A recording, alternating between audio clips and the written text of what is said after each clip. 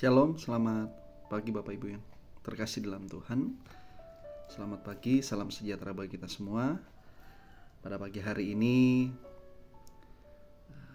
ada satu rema firman Tuhan yang terdapat di dalam kitab Bilangan. Namun sebelum itu mari kita satu di dalam doa, kita berdoa.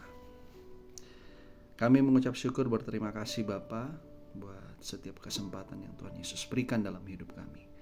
Kami bersyukur Engkau telah bangunkan kami dalam keadaan tubuh yang sehat, tubuh yang kuat, tubuh yang penuh dengan semangat. Semuanya karena kasih dan anugerah-Mu yang begitu luar biasa di dalam setiap langkah hidup kami. Kembali pada pagi hari ini, sebentar kami akan belajar akan kebenaran firman-Mu. Engkau pakai anak-Mu ini yang terbatas, dan biarlah setiap firman yang keluar dari bibir mulut anak-Mu ini yang anak-Mu sampaikan, biarlah semua itu berasal dari urapan kuasa-Mu.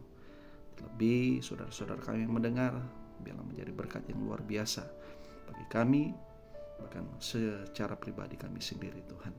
Terpujilah nama-Mu kekal selama-lamanya, dan kami bawa setiap firman-Mu hanya di dalam satu nama Tuhan Yesus Kristus Juru Selamat kami hidup. Kami berdoa mengucap syukur, bersama-sama kita katakan amin. Bapak Ibu yang terkasih dalam Tuhan, satu rema firman Tuhan di dalam kitab Bilangan 1 ayat 1 sampai dengan 54. Namun Bapak Ibu bisa baca di rumah. Saya ingin menceritakan sedikit bagaimana peristiwa ini menceritakan Tuhan memerintahkan Musa untuk membentuk, untuk menyusun, untuk menyiapkan pasukan laskar Israel menurut kaum di tiap-tiap suku. Semua laki-laki yang berumur 20 tahun ke atas dan sanggup berperang. Dan juga Tuhan memerintahkan Musa untuk memilih dari tiap suku agar dijadikan pemimpin atau kepala suku untuk mendampingi Musa. Nah, saudara yang terkasih dalam Tuhan, kemudian dikatakan dari kitab Bilangan 1 ayat 1 sampai dengan 54 dikatakan bahwa Musa dia mulai mendata dari setiap suku, baik dari suku Ruben, jumlahnya, kemudian suku Simeon, kemudian suku Gad, kemudian suku Yehuda, Isakar, Sebulon, kemudian Efraim, Manasya, Benyamin sampai dengan Naftali.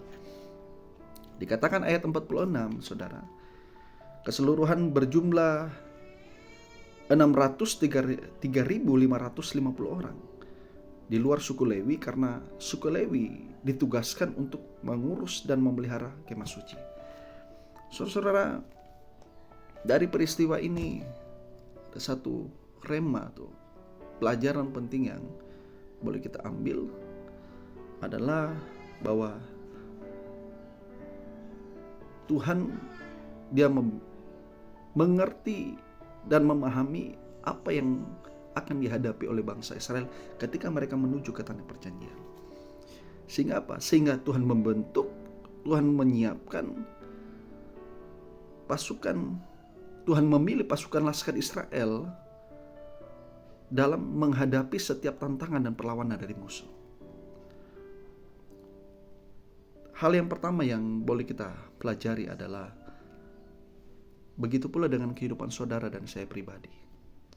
Tuhan juga membentuk, Tuhan menyiapkan saudara, Tuhan melatih saudara dan saya, melatih iman percaya. Agar supaya apa?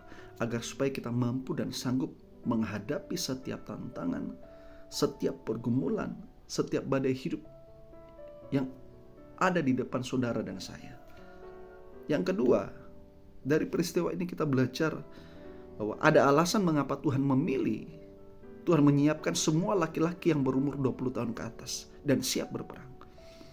Karena kalau saya melihat data dari Google, saudara, umur 20 tahun ke atas adalah umur yang sudah matang, umur yang sudah cukup dewasa, baik secara berpikir, baik dalam mengambil keputusan, baik dalam mengambil tindakan. Artinya sudah siap secara fisik. Begitu pula kehidupan saudara dan saya pribadi.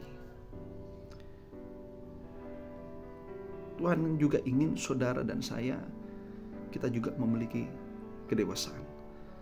Bukan hanya dewasa secara fisik, tetapi dewasa secara rohani. Artinya bagaimana saudara dan saya pribadi kita hidup seperti dengan karakter Kristus. Yang ketiga, saudara, dari peristiwa ini kita boleh belajar bahwa ketika Musa dia mulai mendata dari suku Ruben sampai dengan Naftali berjumlah 603.550 orang. Artinya kalau dilihat secara keseluruhan, masing-masing suku dikumpulkan semua laki-laki yang berumur 20 tahun ke atas. Kalau kita melihat, saudara, dari jumlah